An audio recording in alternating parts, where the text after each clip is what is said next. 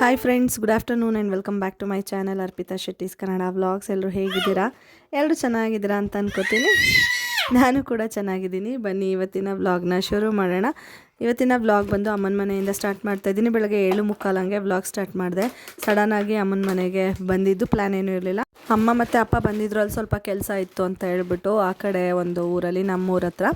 ಹಾಗಾಗಿ ಅಲ್ಲಿ ಕೆಲಸ ಎಲ್ಲ ಮುಗಿಸ್ಕೊಂಡು ಅಲ್ಲಿ ಸ್ವಲ್ಪ ದಿನ ಇದ್ದರು, ಒಂದು 4-5 ದಿನ ಇದ್ದರು. ಅದಾದಮೇಲೆ ಹೊರಟಾಗ ನನ್ನನ್ನು ಬಾ ಅಂತ ಕರೆದ್ರು. ತುಂಬ ದಿನ ಆಗಿತ್ತಲ್ಲ, ಅದಕ್ಕೇ ಸರಿ ಅಂದ್ಬಿಟ್ಟು ನಾನು ಬಂದೆ ಅವ್ರ ಜೊತೆನೇ. ಅದಕ್ಕೆ ಇಲ್ಲಿಗೆ ಬಂದು ವ್ಲಾಗ್ನ ಸ್ಟಾರ್ಟ್ ಮಾಡ್ತಾ ಇರೋದು. ಅಮ್ಮ ಅಲ್ಲಿದ್ದಾಗ ನಾನು ಏನು ವ್ಲಾಗ್ ಮಾಡ್ಕೊಳ್ಳೋಕ್ಕೆ ಹೋಗಲಿಲ್ಲ. ಆಮೇಲೆ ಇಲ್ಲೂ ಅಷ್ಟೇ, ಅಮ್ಮನ ಮನೆಗೆ ಬಂದರೆ ಅದೇನೋ ಇಂಟ್ರೆಸ್ಟ್ ಇರೋಲ್ಲ ವ್ಲಾಗ್ ಮಾಡೋದಕ್ಕೆ. ಸರಿ ಇರಲಿ ಒಂದು ಸ್ವಲ್ಪ ಅಂದ್ಬಿಟ್ಟು ಸ್ಟಾರ್ಟ್ ಮಾಡಿದೆ. ಹಾಗೂ ಈ ವ್ಲಾಗ್ ಸ್ವಲ್ಪ ಚಿಕ್ಕದೇ ಆಯಿತು, ಒಂದು 10 ಮಿನಿಟ್ಸ್ ಅಷ್ಟು, ಜಾಸ್ತಿ ಲೆಂತ್ ಕೂಡ ಇಲ್ಲ. ಇರಲಿ ಹಾಕೋಣ, ತುಂಬ ದಿನ ಆಯಿತು, ಗ್ಯಾಪ್ ಆಗಿಬಿಡುತ್ತೆ ಅಂತ ಹೇಳ್ಬಿಟ್ಟು ಹಾಕ್ತಾಯಿದ್ದೀನಿ. ಇವಾಗ 7:45 ಆಗಿತ್ತಲ್ವ, ಬ್ರೇಕ್ಫಾಸ್ಟಿಗೆ ರೆಡಿ ಮಾಡೋಣ ಅಂತ. ಇವತ್ತೊಂದು ಫಂಕ್ಷನ್ ಕೂಡ ಇತ್ತು, ಅದು ಒಂದು ಮೇಯ್ನ್ ರೀಸನ್ ನಾನು ಬರೋದಕ್ಕೆ. ಅಮ್ಮ ಅಪ್ಪನ ಜೊತೆ ಸೀಮಂತ ಕಾರ್ಯಕ್ರಮ ಇತ್ತು. ಆ್ಯಕ್ಚುಲಿ ಅದೇ ಮೇಯ್ನ್ ರೀಸನ್ ನಾನು ಇವಾಗ ಬರೋದಕ್ಕೆ ಸಡನ್ನಾಗಿ. ಬಟ್ ಪ್ಲ್ಯಾನ್ ಮಾಡ್ಕೊಂಡಿರಲಿಲ್ಲ, ಹೋಗೋದ ಬೇಡವಾ ಅನ್ನೋದು ಮುಂಚೆನೇ ಅಂದ್ಕೊಂಡಿಲ್ಲ. ಸಡನ್ನಾಗಿ ಹೊರಟಿದ್ದು. ಸರಿ ಹೇಗಿದ್ರು ಫಂಕ್ಷನು ಇದೆಯಲ್ಲ, ಅದನ್ನು ಅಟೆಂಡ್ ಮಾಡಿದಂಗೆ ಆಗುತ್ತೆ ಅಂತ ಹೇಳ್ಬಿಟ್ಟು ಬಂದೆ. ಇವಾಗ ಬ್ರೇಕ್ಫಾಸ್ಟ್ಗೆ ಉಪ್ಪಿಟ್ಟು ಮಾಡೋಣ ಅಂತ ಹೇಳ್ಬಿಟ್ಟು ಮಾಡ್ತಾಯಿದ್ದೀನಿ ಸಿಂಪಲ್ಲಾಗಿ. ಅಲ್ಲೇ ಹೋಗಬೇಕಿತ್ತು, ಬಟ್ ಪಾಪು ಕರ್ಕೊಂಡು ಹಿಂಸೆ, ಬೇಗ ರೆಡಿ ಆಗೋಕ್ಕೂ ಆಗೋಲ್ಲ ಅಲ್ವಾ, ಅದಕ್ಕೇ ಮನೆಯಲ್ಲೇ ಅವಳಿಗೂ ತಿನ್ಸೋಕ್ಕಾಗುತ್ತೆ ಅಂದ್ಬಿಟ್ಟು ಉಪ್ಪಿಟ್ಟೆ ಮಾಡ್ತಾಯಿದ್ದೆ. ಅಮ್ಮ ಅಲ್ಲಿದ್ರಲ್ವ, ಒಂದು 4-5 ದಿನದಿಂದ ಮನೆಯೆಲ್ಲ ಸ್ವಲ್ಪ ಗಲೀಜಾಗಿತ್ತು. ನೆನ್ನೆನೇ ಬಂದಾಗಲೇ ಎಲ್ಲ ಕ್ಲೀನ್ ಮಾಡ್ಕೊಂಡಿದ್ರು, ಬಟ್ ನೀರು ಬಿಟ್ಟಿದ್ರು. ಅದಕ್ಕೆ ನೀರೆಲ್ಲ ಹಿಡಿಬೇಕು ಅಂತೇಳಿ ಅವರು ಅದರಲ್ಲಿ ಬ್ಯುಸಿ ಇದ್ರೆಲ್ಲ ಖಾಲಿಯಾಗಿತ್ತಲ್ಲ ಅಂದ್ಬಿಟ್ಟು, ಅದಕ್ಕೆ ನಾನೇ ಅವಳನ್ನ ಆಟ ಆಡಿಸ್ಕೊಂಡು ಬ್ರೇಕ್ಫಾಸ್ಟ್ ಮಾಡೋಣ ಅಂತ ಮಾಡ್ತಾಯಿದ್ದೆ.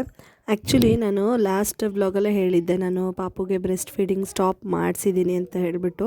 ಮತ್ತು ಅದ್ರ ಬಗ್ಗೆ ಏನಾದರೂ ನಿಮಗೆ ಕ್ವೆಶ್ಚನ್ಸ್ ಇದ್ದರೆ ಅದರಲ್ಲಿ ಕಮೆಂಟ್ ಮಾಡಿ ಅಂತ ಕೂಡ ಹೇಳಿದೆ. ಬಟ್ ಏನಾಯ್ತಂದರೆ, ಅದು ಟ್ರಾವೆಲ್ ವ್ಲಾಗ್ ಆಗಿರೋದ್ರಿಂದ ಅಂತ ಅನ್ಕೋತೀನಿ, ಜಾಸ್ತಿ ರೀಚ್ ಆಗಿಲ್ಲ ಮತ್ತು ಜಾಸ್ತಿ ಕಮೆಂಟ್ಸ್ ಕೂಡ ಬಂದಿಲ್ಲ. ಹಾಗಾಗಿ ನಾನು ಅಂದ್ಕೊಂಡೆ, ಒಂದು ಡೈಲಿ ರೊಟೀನ್ ವ್ಲಾಗ್ ಥರ ಈ ಥರ ವ್ಲಾಗ್ ಹಾಕ್ಬಿಟ್ಟು ಹೇಳಿದ್ರೆ ಏನಾದರೂ ಕ್ವೆಶ್ಚನ್ಸ್ ಬರುತ್ತೆ, ಅವಾಗ ಒಟ್ಟಿಗೆ ವೀಡಿಯೋ ಮಾಡೋಕ್ಕೂ ನನಗೆ ಸರಿ ಹೋಗುತ್ತೆ. ಮತ್ತು ವೀಡಿಯೋ ಮಾಡಿದ್ಮೇಲೆ ಕ್ವೆಶ್ಚನ್ಸ್ ಬಂದರೆ ಅದಕ್ಕೆ ಆನ್ಸರ್ ಮಾಡೋದಕ್ಕೆ ಬೇರೆ ವ್ಲಾಗ್ ಮಾಡಬೇಕಾಗುತ್ತೆ. ಕೆಲವೊಬ್ಬರಿಗೆ ಅದು ರೀಚ್ ಆಗುತ್ತೆ, ಆಗಲ್ಲ, ಆ ಥರ ಎಲ್ಲ ಆಗಿಬಿಡುತ್ತೆ. ಅದಕ್ಕೇ ಈ ವ್ಲಾಗಲ್ಲಿ ಮತ್ತೆ ಮೆನ್ಷನ್ ಮಾಡಿ ಹೇಳ್ತಾ ಇದ್ದೀನಿ. ಏನಾದರೂ ನಿಮ್ಗೆ ಅದ್ರ ಬಗ್ಗೆ ಹೇಗೆ ಬಿಡಿಸ್ತೆ, ಕಷ್ಟ ಆಯಿತಾ, ಅದ್ರ ಬಗ್ಗೆ ಎಲ್ಲ ಕ್ವೆಶ್ಚನ್ಸ್ ಇದ್ದರೆ ಕಮೆಂಟ್ ಮಾಡಿ, ಓಕೆನಾ? ನಾನೊಂದು ವಿಡಿಯೋ ಮಾಡ್ತೀನಿ. ಇವಾಗ ಸದ್ಯಕ್ಕೆ ಟೈಮ್ ಇರಲಿಲ್ಲ ಅಂತ ಹೇಳ್ಬಿಟ್ಟು ನಾನು ವಿಡಿಯೋ ಮಾಡಿಲ್ಲ.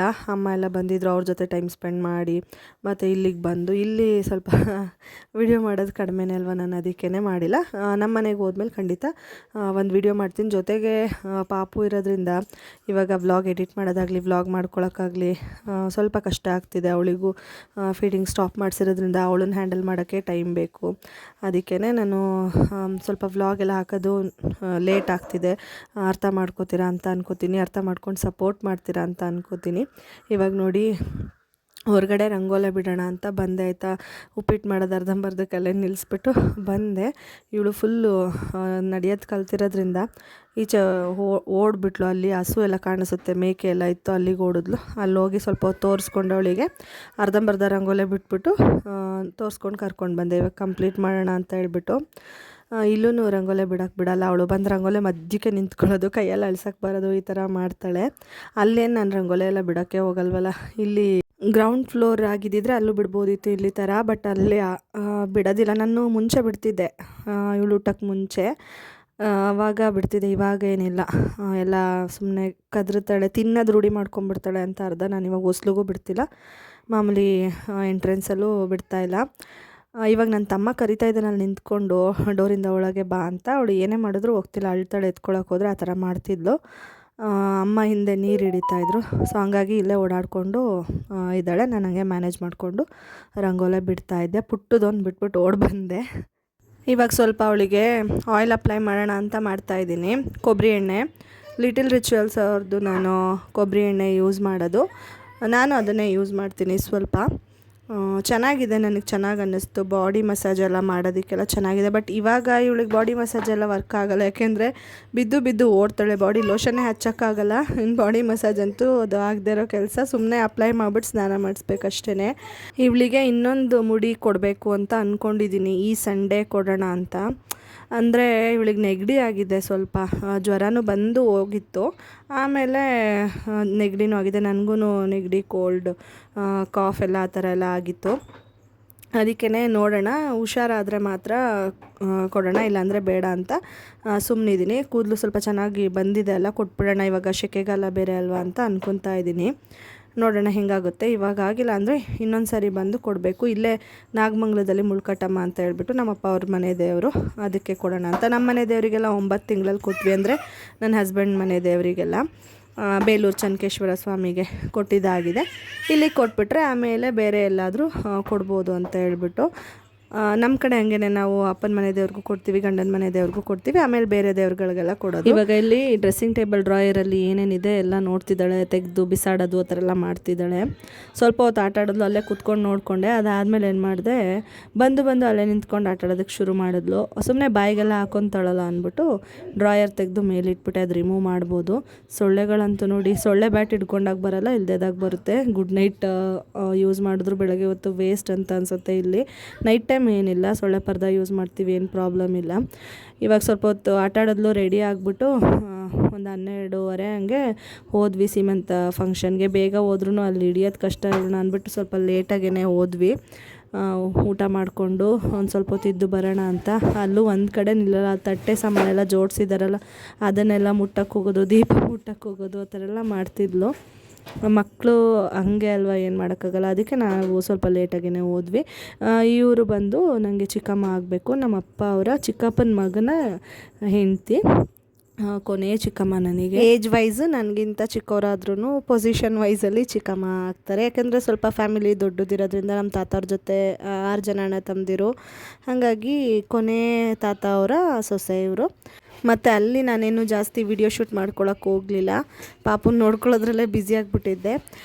ನೋಡಿ ಅಲ್ಲಿ ಹೆಂಗೆ ಮಾಡ್ತಿದ್ದಾಳೆ ಅಂತ ಹೇಳ್ಬಿಟ್ಟು, ಯಾರ ಹತ್ರನೂ ಹೋಗ್ತಿಲ್ಲ, ಎಲ್ಲರೂ ಹೊಸಬ್ರು, ಹೊಸ ಮುಖ ಅಂತ ಹೇಳ್ಬಿಟ್ಟು. ಮತ್ತು ಅವಳು ಓಡಾಡಬೇಕು, ಅವಳನ್ನ ಎತ್ಕೊಂಡ್ರೆ ಅವಳಿಗೆ ಹಿಂಸೆ.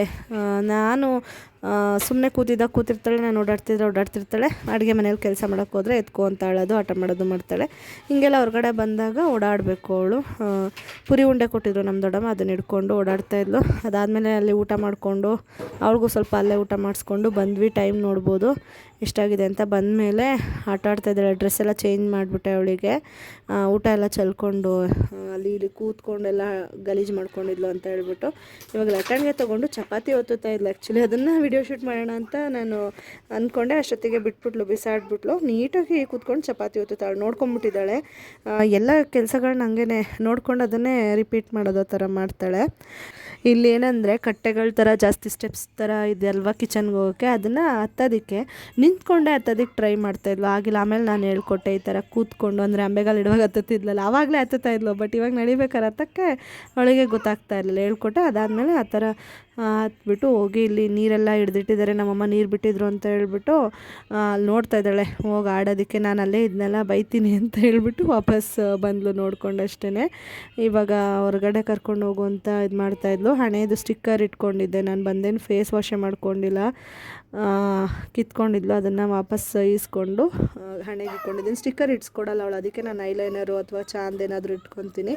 ಸುಮ್ಮನೆ ಒಂದು ರೌಂಡ್ ಹೊರಗಡೆ ಕರ್ಕೊಂಡು ಹೋಗೋಣ, ಈಚೆ ಬಿಸಿಲಿದೆ, ಸುಮ್ಮನೆ ಅಲ್ಲೇ ನೆರಳಲ್ಲಿ ತೋರಿಸ್ಕೊಂಡು ಕರ್ಕೊಬರೋಣ ಅಂತ ಹೇಳ್ಬಿಟ್ಟು ಹೋಗ್ತಾಯಿದ್ದೀನಿ. ಅದಾದಮೇಲೆ ಒಂದು ರೌಂಡ್ ಓಡಾಡ್ಸ್ಕೊಂಡು ಕರ್ಕೊಂಡು ಬಂದೆ. ಸ್ಲಿಪ್ಪರೆಲ್ಲ ಅಂಡ್ಕೊಂಡು ಆಟಾಡ್ತಾಯಿದ್ದಾಳೆ.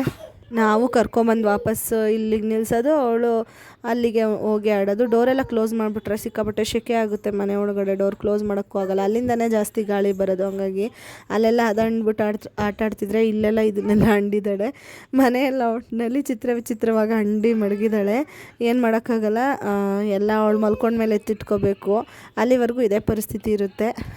ಅಲ್ಲೂ ಹಂಗೇನೆ ಅಲ್ವಾ, ಹೊರಗಡೆ ಎಲ್ಲ ಅಂಡಿರ್ತಿದ್ಲು, ಮನೆಯಲ್ಲೂ ಅಂಡವಳು. ಮಕ್ಕಳಂದಮೇಲೆ ಆಟ ಆಡ್ತಾರೆ, ಅಂತಾನೆ ಇರ್ತಾರೆ. ಎತ್ತಿಟ್ರೆ ಸುಮ್ಮನೆ ವೇಸ್ಟು, ನಮಗೆ ಎನರ್ಜಿ ಲಾಸ್ ಆಗುತ್ತೆ ಅಷ್ಟೇ ಎತ್ತಿಡ್ತಾ.